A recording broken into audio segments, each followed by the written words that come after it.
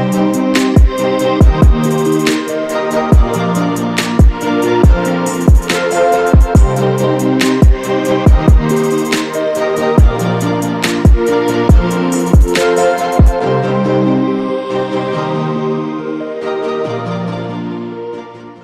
everyone, and welcome to another episode of Epic Events.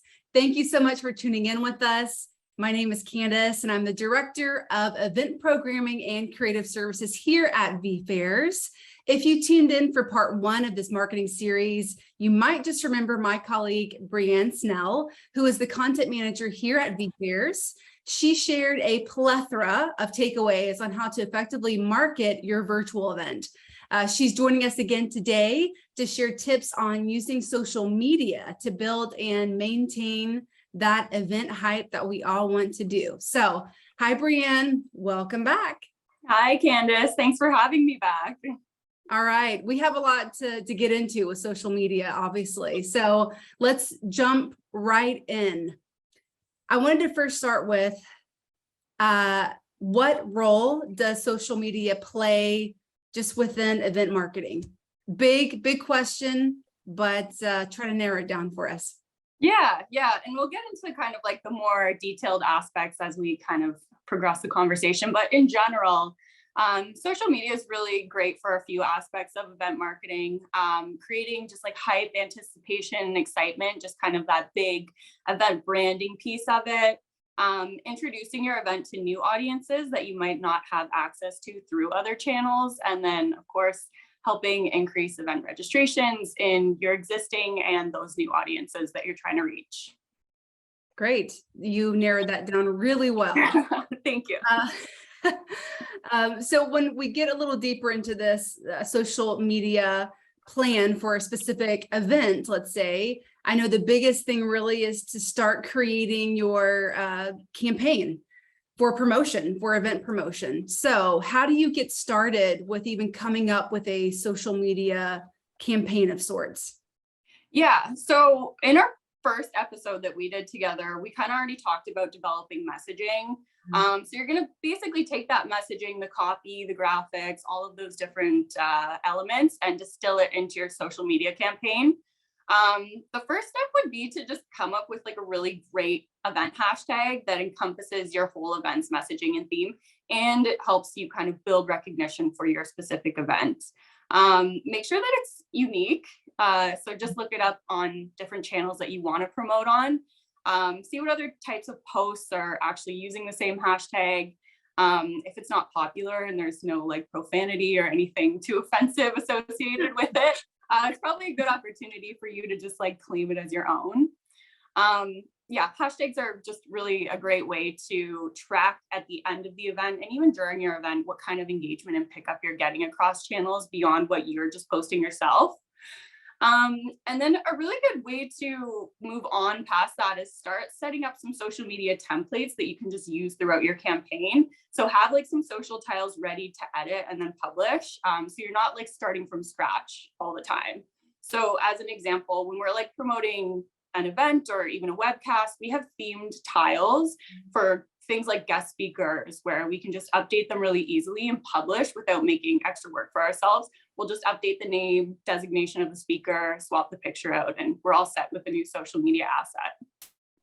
Cool. Okay. Really quick, I wanted to ask you, for anyone who may be out there who doesn't know what a social tile is, can you explain what that is? Sure. Yeah. So those are just those pictures that you see on Instagram that you're posting to Instagram, that you're posting to LinkedIn, Facebook, any kind of graphic that you're seeing. We just kind of call it a tile as an offhand. Okay, there you go. Continue on. Sorry. Continue on. Sure. So next, you're going to start planning your social media calendar. In terms of pre-event promo, it's usually recommended to start about 6 to 8 weeks out from their event, but that's going to vary from event to event. Like we've even seen that in our own events that we've hosted. So for example, we hosted the Event Tier Awards at the top of the year. We started promoting that about 3 months in advance because we had different phases of social promotion that we were trying to tap into. So at first we were collecting nominees for awards, and then we had a voting period that was open to the public. And then after that, we started inviting additional attendees to the awards show.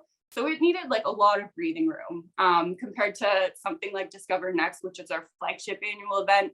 We start promoting about 6 weeks in advance and then ramp up gradually to the point where we're posting the most about it as registration deadlines are approaching. So at the start of the promo period, you can probably get away with posting 1 to 2 times a week max. But then by like the end of the promo period, we're posting at least once a day, sometimes even twice a day. Okay, great. Yeah. So I'll move on to during the event, because there are things you can do like during and post event that do help your event marketing as well, and even just like with branding in general. So during the event, you can keep posting about live sessions and activities that are happening on your social. It's a really good way to make noise, and you can kind of tag the companies or the representatives who are participating in your event, and then they can share your posts across the channels really easily too. I have a few tips from my experience. So firstly, if you're not closing your registration during your event, you can include a CTA even as the event's going on, just to help like continue encouraging people to register and attend. It'll just help increase your attendance. You can stream your sessions live to like Facebook, LinkedIn, YouTube. They all have live streaming options, and that just helps extend the reach of the sessions that you're putting on. And then some in-event activities, I know we use them all the time, social walls, photo booths, they help create user-generated content. So people are encouraged to post about your event and their experience at it, and then you just have to reshare it, and you get a lot of extra mileage out of social that you're not actually really creating yourself. And then just make sure that you're keeping an eye on mentions during the event. So if other people are actually sharing content about your event, make sure that if they're tagging you, you're resharing it. Again, you just get a lot more mileage out of those kind of things without having to actually create anything new. Oh, that's cool. Yeah, I know a lot of people will have someone devoted just to social media during their live event, just in case some tagging is going on, you know, videos, photos, because you, like you said, you know, it's really important to hashtag on those things and to piggyback, you know, on those things that are going on during the live event. So that's really crucial and exciting at the same time. I see that as such a fun way to make others kind of have that FOMO. If we go back to part 1 of this series where you talked about FOMO and scarcity, another example here. So yeah, I love that. Yeah, getting people to reinforce your messaging for you, basically, which is the ultimate goal. Absolutely. Yeah. So anything else during the event that you would mention or suggest?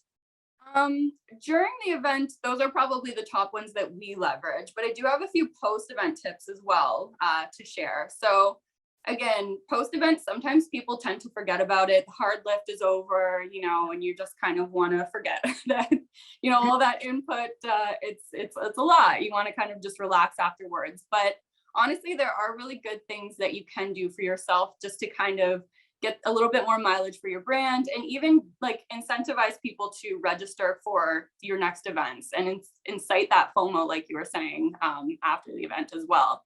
Yeah. A few things that we kind of like lean on for these types of things is creating sound bites. So people who gave really good key takeaways can just create a quick little 15-30-second soundbite, post it on LinkedIn, post it on your Instagram. And then the people who didn't join the event or missed a session, they get those key takeaways as well. They obviously don't get the full context, but it might incentivize them to either go back into your event and kind of learn a little bit more and revisit those sessions, or feel like, okay, next time I need to be there to make sure I understand it fully. Mm-hmm. You can also host all of your recorded sessions on demand on YouTube. So again, like we were doing for the during event, live streaming, and then hosting the on-demand sessions. YouTube is just like, it has so much reach and people can just visit it whenever they want to. And then if you do any giveaways, I know we've done a lot of giveaways at our events, so this has worked really well for us. Sharing some kind of prize, some kind of tangible thing with people that they can then take a picture with, and they're going to post it on their socials. So then you have, again, more content. You're incentivizing them to just post and share about your event, your brand, and then you can reshare it out to your audiences again. As an example, like I said, we've done it for a few of our events. So with our event tier awards earlier this year. We gave everybody a trophy, like a physical trophy. We mailed it to them. And then they started like posting about it. They were so excited, and they were happy to be a winner at something. So they were sharing it across their social medias and tagging us. And we had all that extra content to work with too. And then you can save all this footage. So your sessions, your photo booths, all of the content that you've posted across or shared across social media, and create like a little sizzle reel so that you can kick off your next event's promotions. And it kind of creates this like full circle moment where you're just kind of recycling all that excitement from the first event and using it for your next event. Nice. Wow. Those are quite a few takeaways, and tips. I love going back to the Event Tier Awards example. It was so cool seeing everyone with their trophies, posting it to LinkedIn and, Instagram and Facebook and all around Twitter, of course, too. And it's just something that will always be there. That we can go back and see. If someone goes to our feed, they'll be able to see, those moments that are really special that we were able to capture, and our attendees were able to capture, our award winners too. So it's really cool to be able to have that feed that will kind of always live there and be there post-event. So Brianne, you went over pre-event, during the event, and then post-event. Let's talk a little bit more about a viral social media campaign. I think this is something that a lot of people are looking to get more into and to see how they go about this. How do they even start creating the structure for more of a viral social media campaign? So let's talk about that a little bit. Sure. So I will touch on viral campaigns, and then I'll tell you why it's not always the best idea to strive for one. In terms of like having a viral campaign, there's a few things that viral posts have in common, but not every post with these elements is going to go viral, right? Mm-hmm. So the first thing is they're relatable. People are going to share and engage with things that make them go, great, I totally get this. Like, that's me, or I've experienced that before, or whatever it might be. They also have to strike a balance between being entertaining and evoking an emotional response. So there has to hit that sweet spot. Mm-hmm. And then they have to be relevant and really timely. Like, they have to be some kind of reference to the current culture. And sometimes that's honestly the culture of that specific day. So if you post it the next day, there's it could just be yesterday's news, literally. Right. Yeah. So if they all align in the perfect environment, this kind of perfect storm of just striking the right balance, we could get something to go viral. But like I said, it's not always going to. And so it would be setting yourself up for failure to try and make every campaign go viral. Mm-hmm. I think it's good to use these as best practices for your social media posts, but more so just for the intention of creating really good social content. I do want to talk though about some strategies you can gain just to increase your reach and incentivize action. Because there are some things that you can do, even if it doesn't go viral, just to kind of make a bigger splash with any of your social campaigns. Obviously, the first is post from your company account. Don't be shy about using that. And then use your staff to share with their networks too. They have probably networks that you can't tap into yourself as a company. So creating assets for them to share really easily. We've done videos where staff members are actually giving shout outs leading up to events or webcasts or anything like that. And then they're going to share it to their personal channels. So that's leveraging their networks too. Same with sponsors and speakers. So if you use their channels to get more eyes on the event itself, it's probably also tapping into a lot of lookalike audiences that you're targeting. So send them social media assets. We've sent them social tiles and actual copy that they can just download, copy and paste right to their social accounts. It makes it super easy for them to actually participate, and they don't have to sit there and think about what they might say or how they want to promote it. It's just there for them and they can use it right away. And then influencers as well. Influencer marketing is such a huge buzzword, and it's a very hard, I think, industry to kind of tap into, especially if you're brand new to it. But one thing we've done in the past is use Cameo, and we've just leveraged familiar faces, so celebrities, people that our audiences would be familiar with. to shout out our event and then get people to join. So that simple like recognition of the celebrity makes people want to stop and like learn a little bit more about your event. Yeah, and Cameo, you know, I'm a big fan of Cameo and the team over there. We work with them on quite a few of our events. And the ability and the opportunity to be able to leverage celebrities that we all see and know, we see them on TV and movies. I mean, they could say something about our specific event. That's huge. Yeah. And, you know, it really isn't, you know, outside of a crazy budget that you could have to book someone like this from Cameo.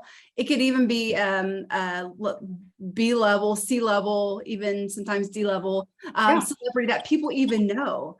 And to associate a specific celebrity and for them to say your company's name, talk about your specific event, call the name out, talk about the hashtag, talk about what is going to be on the agenda for the event. That is huge, you know, because talking about networks, I mean, people love to see celebrities. And if a celebrity is going to talk about a conference that I want to be at, I even want to be at that conference even more. And then I'm probably going to reshare the post. And we've done that several times and it's worked really great. People are going, how did you get Kenny G?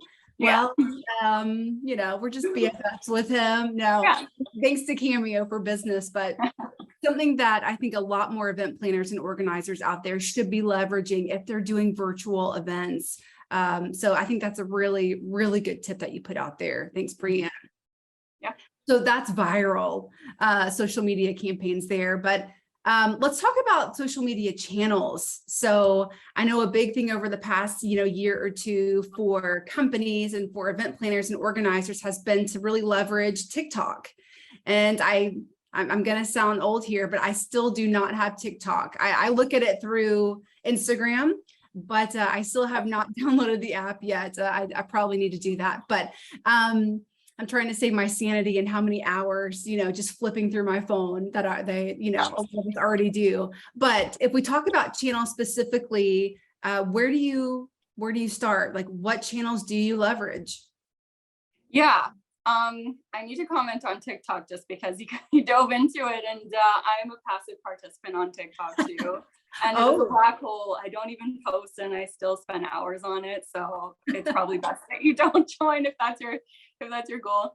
But TikTok is like, it's a huge thing that people are talking about. People are still trying to evaluate its efficacy, especially for B2B.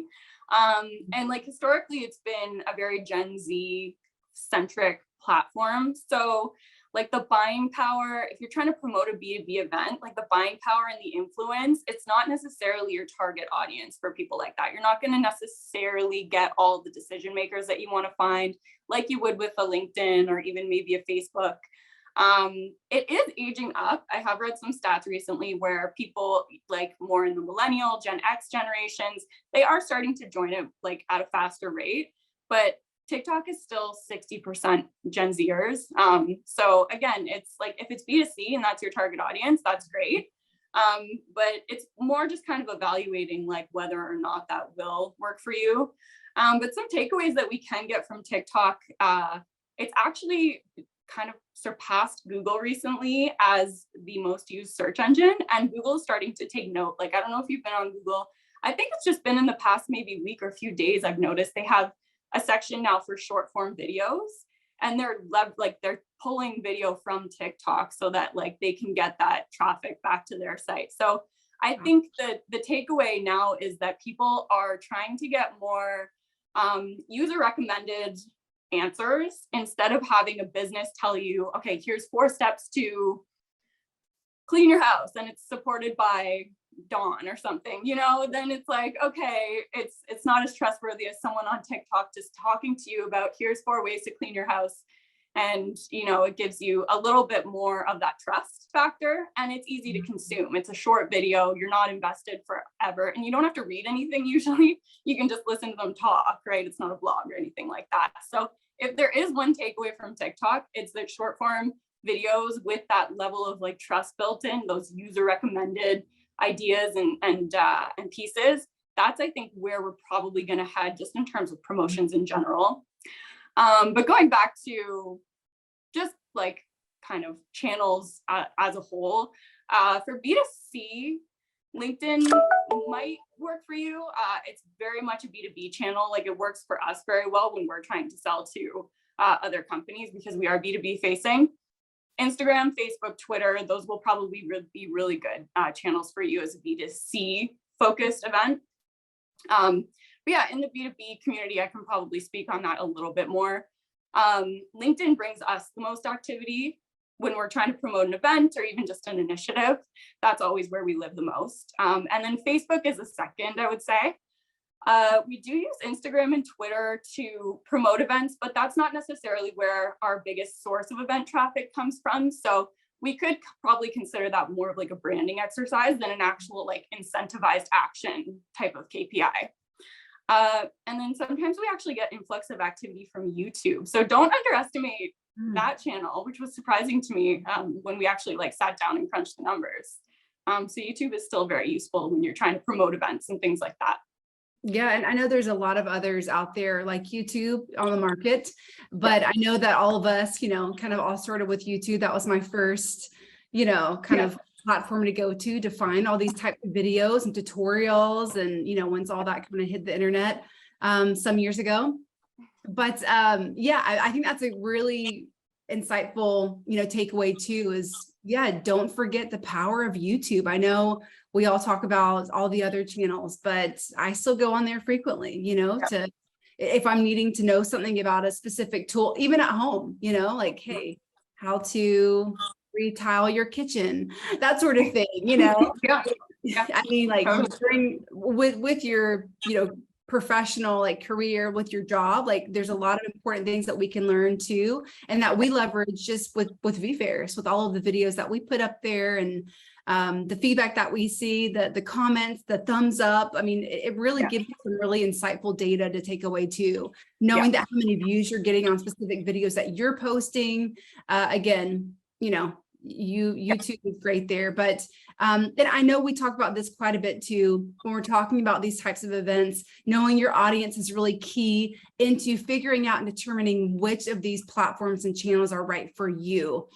So I know with a lot of events that we do for customers where they have maybe a younger demographic, a lot of these things they already talk about with TikTok. They're already using and they're already on TikTok, and Facebook is kind of like, but Instagram is kind of their go-to. So it's really interesting to see for different types of audiences for a lot of these various virtual events going on, where companies and marketing teams tap into these specific channels depending on that.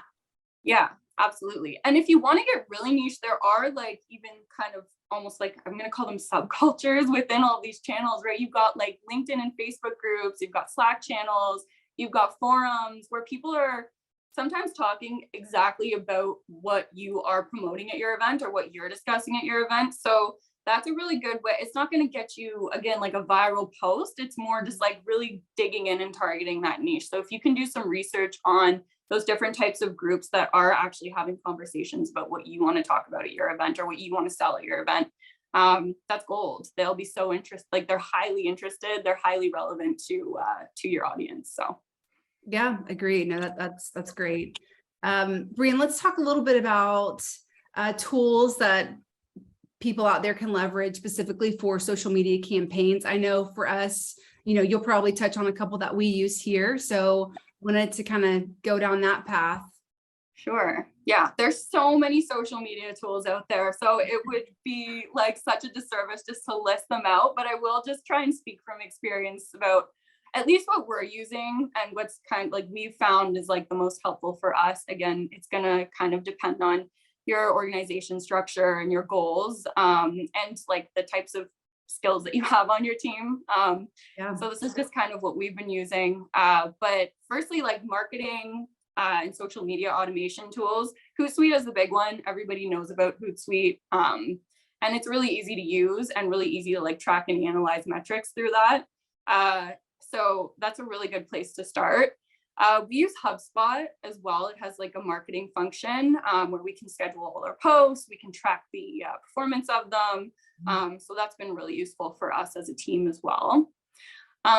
If you're a smaller team, if like you are anything like me and you don't have any design skill whatsoever, Canva has been really helpful too. They have preset social tiles for every kind of platform. So you could do a LinkedIn post and then you could refurbish it for an Instagram post and just use the different templates they offer you to be able to create something really beautiful and something that you can just post to your socials right away without the use of a graphic designer or anything like that.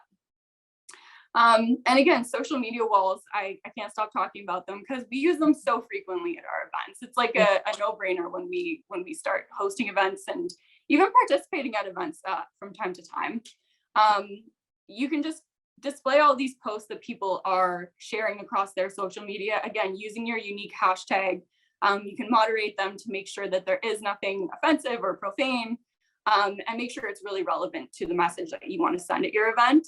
And again, it just triggers that FOMO and boosts event engagement. So that's really helpful.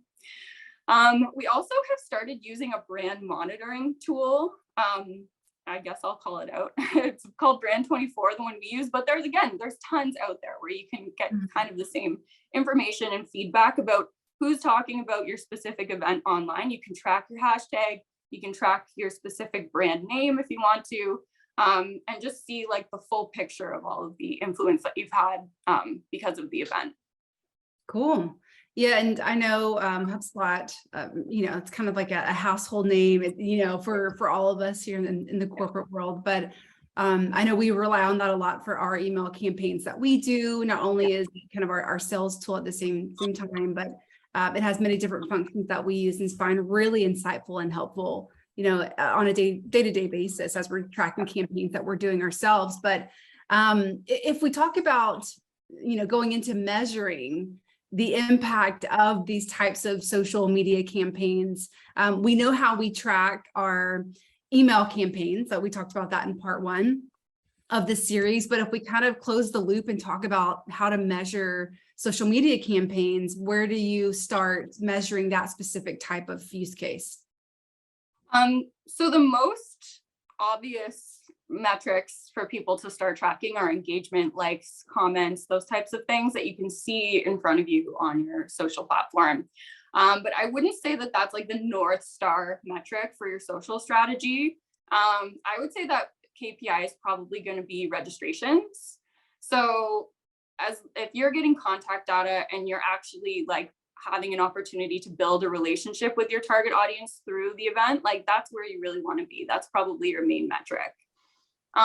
There's a few ways to track like how social media is impacting your registration data. So you can either get your registrants to identify their source. So just include a question in your registration form about like, how did you hear about this event? And then include your different social media platforms as an option. You can also track like traffic to the registration page from your social media channels. So if you just create like a UTM, which is just like a link with a few parameters that help you identify like where the traffic is coming from, and you can track that in your analytics platform, whatever you're using, Google Analytics or anything else. And then a really important metric as well is to try and see how many of these registrations actually converted into attendees. Like it's one thing to get people to register. It's a totally different thing to then actually get them to come to your event and spend time. It's intent versus action, right? So even if someone means to come to your event and their intentions are good, it doesn't necessarily mean that they're going to prioritize it when it actually comes down to it. So seeing that kind of registration to attendance rate is really important too.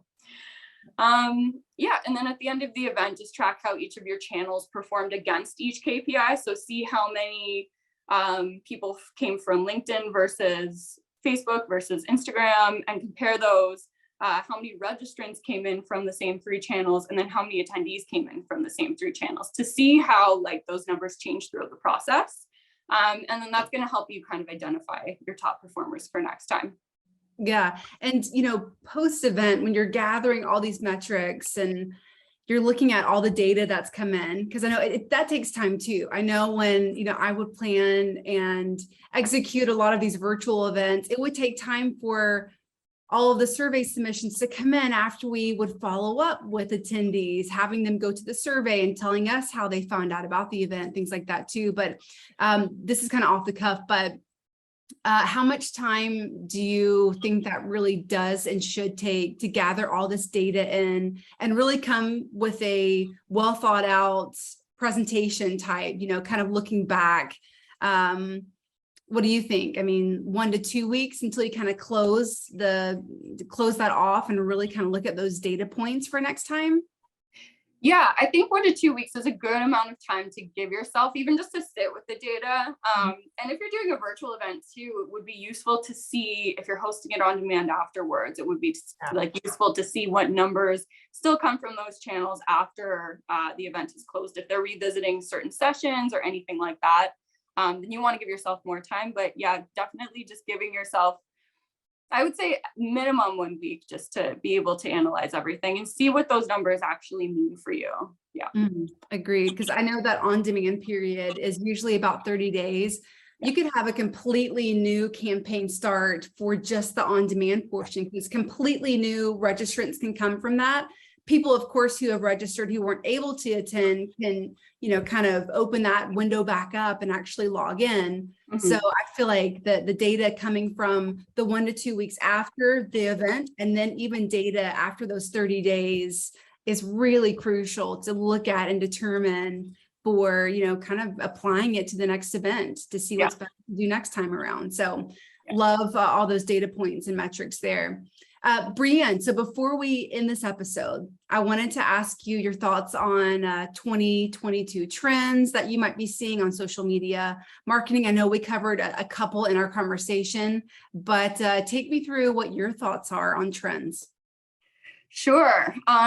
There are so many thoughts on social media and like so many different trends that we've come across and we've tracked across 2022. So I'll just pick on a few of them, a few of my favorites, and we'll leave it at that. But one really interesting thing that HubSpot found in one of their recent surveys was that in 2022, instead of just using social media for selling or promoting products, social media has been shifting to achieve a few different types of goals. So reaching new audiences, I don't think that's necessarily new, but just really leaning into that instead of speaking directly to the audience you have.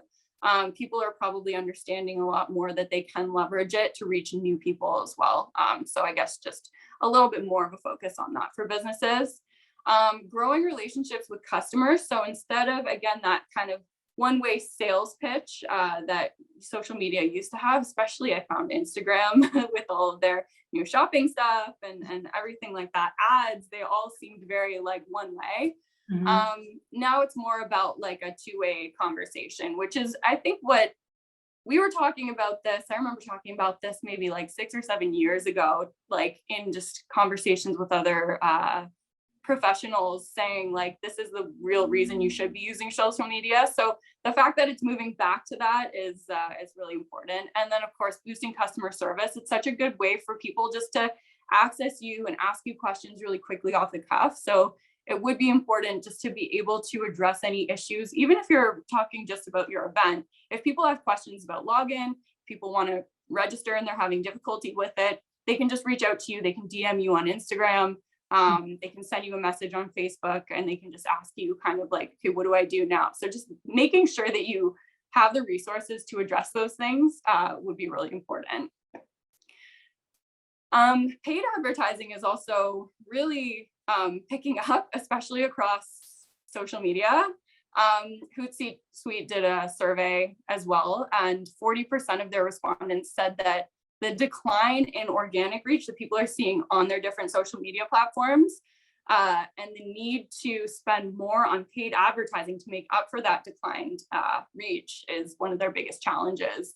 So right now, the average organic reach for a Facebook post is just slightly over 5%. So that means only 5% of your followers might actually see your posts if you're only posting them organically. So just consider putting a little bit of budget aside for paid. It's also just, again, a really good way to quickly target the people that you want for your event and then like get them to take action and register or attend your event. And then social audio, which is something you don't hear a ton about, but that's becoming a lot more popular as well. So 74% of businesses in that same Hootsuite survey said that they're planning to invest in audio only content next year. So things like podcasts and all sorts of just like easy, like accessible ways of consuming content. So having an audio live stream, even of a session that's going on during your event, it's a really good strategy to at least consider investing in. Yeah, it's really cool to see this uptick in audio specifically, because so many people were obsessed with seeing videos of speakers and, sessions, on-demand content like we talked about too, even on TikTok, Instagram. Yeah. And now the fact that people are wanting to see, just pull the audio away. Maybe people are kind of tired of seeing video all the time and they just want to hear something like podcasts. I'm getting back into a lot of podcasts that I kind of put on the back burner for a while, especially during the pandemic, Yeah. And I feel like there's kind of a resurgence there with podcasts. And now that you mentioned more audio type facing content is going to be really kind of coming into the forefront, is exciting to hear. So podcasts. Yeah. Great. Well, this was all really, really great to hear from you, Brianne, all the feedback, all the tips and tricks, all these golden nuggets, as I like to call them. This has been super insightful. And I want to thank you so much for being on another episode. It's always fun having you a guest on Epic Events. So thanks for joining, Brianne. Thank you so much for having me again. Yeah. And I also want to thank everyone out there who's listening and tuning in with us. We hope you enjoyed this marketing series, Epic Events episodes. And if you're interested in working with us and our awesome team like Brianne, myself, please email us at sales@vFairs.com. You can also find Brianne and I, LinkedIn, Instagram, vFairs. You'll see us out there. You can't miss us. Mm-hmm. And as a reminder, you will receive a follow-up email from us with this recording link so you can watch it or you can hear the audio clips and share it with others, colleagues, and so forth. Well, thank you again, Brianne, for joining and for everyone listening in. Until next time, peace, love, and virtual events. Bye, everyone. Bye.